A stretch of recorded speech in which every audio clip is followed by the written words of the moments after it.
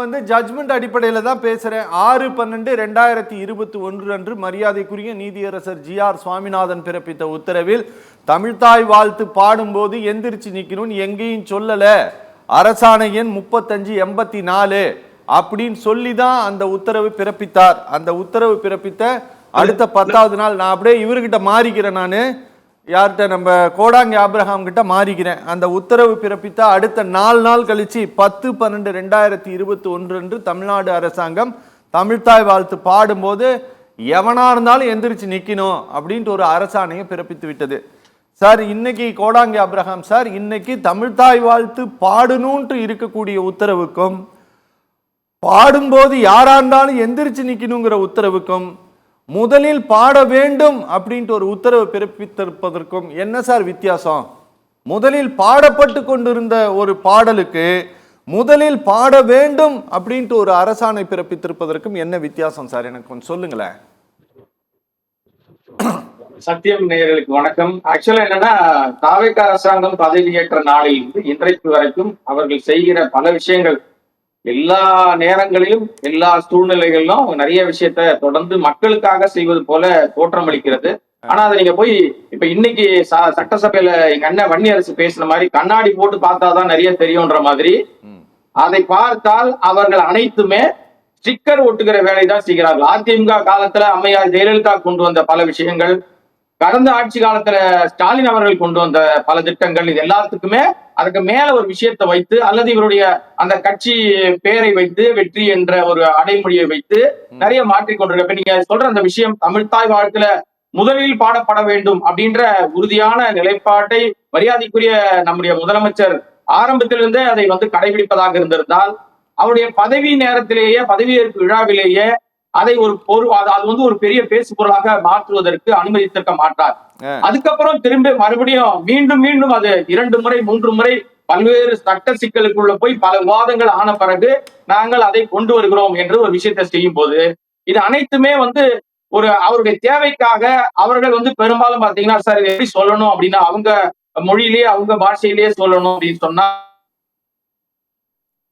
நம்முடைய பாஷை எதை சொல்றாங்கன்னா அசம்பிளில பேசும்போது சில விஷயங்களை சொல்லிட்டு இல்ல இது எனக்கான பாஷை அந்த மாதிரி பேசும்போது அவர்கள் சொல்ற விஷயம் என்ன சொல்றாங்கன்னு சொன்னா இது அனைத்துமே நாங்கள் மக்களுக்காக தான் செய்யறோம், மக்களுக்காக தான் இதை கொண்டு வரோம் அப்படின்னு சொல்லிட்டு, ஆனால் மக்கள் எதை எதிர்பார்க்கிறார்களோ அதை செய்யறதே கிடையாது. மக்கள் எதை எதிர்பார்க்கிறாங்க? இன்னைக்கு வயல்கள் பயன்படுது சார், விவசாயிகள் பயிர் செய்ய முடியாம சாப்பாட்டுக்கு வழி இல்லாம இருக்கிறாங்க, கஞ்சி குடிப்பதற்கு கூட வழி இல்லாம இருக்கிறாங்க. எனக்கெல்லாம் என்ன பதட்டம் வருகிறது என்று சொன்னால், மே 12ஆம் தேதி திறக்க வேண்டிய மேட்டூர் அணையை திறப்பதற்கு முன்பே அவர்கள் நடவடிக்கை எடுக்காமல் ஜூன் 12ஆம் தேதி ஜூன் 12ஆம் தேதி திறக்க வேண்டிய அணையை திறக்காம விட்டுட்டு அதற்கு முன்பாக மே 10 பதவி எடுத்துட்டார் சார். ஜூன் 12 திறக்கணும்ன்றது எல்லாருக்கும் தெரிந்த விஷயம். இப்ப அடிக்கடி ஸ்டாலின் அவர்களே சொல்லுவார், கடிதம் வைத்து தூங்க போயிடுவாரு, மானே தேனே பொன்மானே போடுவாரு அப்படின்னு சொல்லிட்டு அவர் என்னெல்லாம் சொன்னாரோ நம்ம முதலமைச்சர் ஜோசப் விஜய் அவர்கள் இன்றைக்கு அதை அவர் செஞ்சுக்கிட்டு இருக்காரு. அதே மாதிரி இன்றைக்கு அவையில மரியாதைக்குரிய முன்னாள் முதலமைச்சர் எடப்பாடி அவர்கள் பேசிக்கிட்டு இருக்கும்போது, ஒரு முதலமைச்சர் சார், அவரு 4.5 ஆண்டு காலம் முதலமைச்சராக இருந்தவர், அவர் பேசிக்கிட்டு இருக்கும்போது இடையிடையே குறுக்கிட்டு அவர் என்ன பேசுறாருன்னே சொல்லாம பேச விடாம தடுத்து அவர் ஒரே ஒரு வார்த்தையை சொன்னார், உண்மைதான் பேசினார். எங்க குத்துது, ஏன் அவர்களுக்கு என்ன பிரச்சனை வருது, அந்த வார்த்தையை உடனே வைத்திருப்பது நீக்கிறோம், அந்த வார்த்தையை பேசக்கூடாது சார். இன்னைக்கு சமூகம் முழுக்க, தமிழ்நாடு முழுக்க, இந்தியா முழுமைக்கும் நம்முடைய தமிழ்நாட்டில் இப்படி ஒரு வார்த்தை நாம கேள்விப்பட்டதே கிடையாதுங்க. கடந்த 50 ஆண்டுகள்ல குதிரைகாரமோ திமிங்காரமோ அல்லது சோழமான ஆட்சியோ நம்ம பார்த்ததே கிடையாது. இவர்கள் வந்த பிறகு அது அனைத்துமே செயல்பாட்டுக்கு வருகிறது. இப்ப இவங்க செய்ய விஷயம், இப்ப இந்த தீர்மானம் டீலிமிட்டேஷன் தீர்மானம் இன்னைக்கு தேவையா சார்? ஏன் அனைத்து கட்சியும் கூட்டி காவிரி நீர் பெறுவதற்கான அனைத்து கட்சி கூட்டத்தை கூட்டி விவசாயிகள் வாழ்வாதாரத்திற்கு ஒரு கூட்டத்தை கூட்டுவதில் முதலமைச்சருக்கு என்ன தயக்கம், என்ன பயம், என்ன பதட்டம் என்று தெரியவில்லை.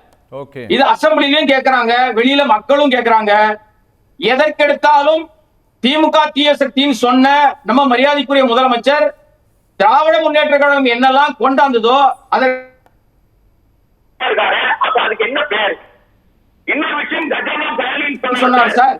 தாய்மாமனுக்கு மட்டும் எப்படி சார் 750 கோடி ஒதுக்க முடியும்? தாய்மாமன் தங்க மோதிரத்துக்கு மட்டும் அது விளம்பர மாடல். இவங்க தான் உண்மையிலேயே ரியல் விளம்பர மாடல் அரசு.